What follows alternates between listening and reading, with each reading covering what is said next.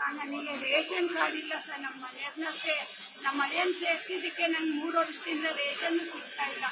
ನಮ್ಮ ಯಜಮಾನ್ರಿಗೆ ಕೇಳಲ್ಲ, ನಾವು ಇರೋದಿಲ್ಲ, ರೇಷನ್ ಕಾರ್ಡ್ ಇಲ್ಲ ನಮಗೆ. ಮತ್ತು ಮೇನ್ ದಯವಿಟ್ಟು ಎಲ್ಲೋದ್ರೂ ರೇಷನ್ ಕಾರ್ಡ್ ಮಾಡ್ಕೊಡಲ್ಲ ಅಂತ ಹೇಳ್ತಾರೆ.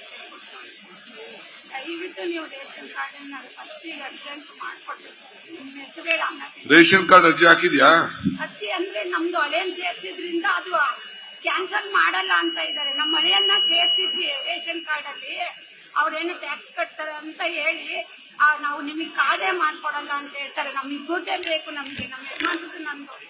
ಅವಾಗ ಗೊತ್ತಿರ್ಲಿಲ್ಲ ಸರ್, ನಾನು ಮಾಡಿ ಸೇರಿಸ್ಬಿಟ್ಟೆ. ನಾನು ದಯವಿಟ್ಟು ನನಗೆ 3 ವರ್ಷದಿಂದ ರೇಷನ್ ಇಲ್ಲ, ಗೃಹಲಕ್ಷ್ಮಿದು ಬರ್ತಾ ಇಲ್ಲ, ಏನೂ ಇಲ್ಲ ಸರ್.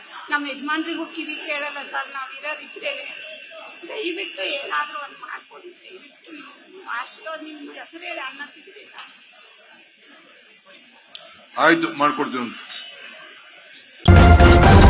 ನ್ಯೂಸ್ ಫಸ್ಟ್ ನಿರ್ಭೀತಿಯಿಂದ ನಿಮ್ಮ ಪರವಾಗಿ.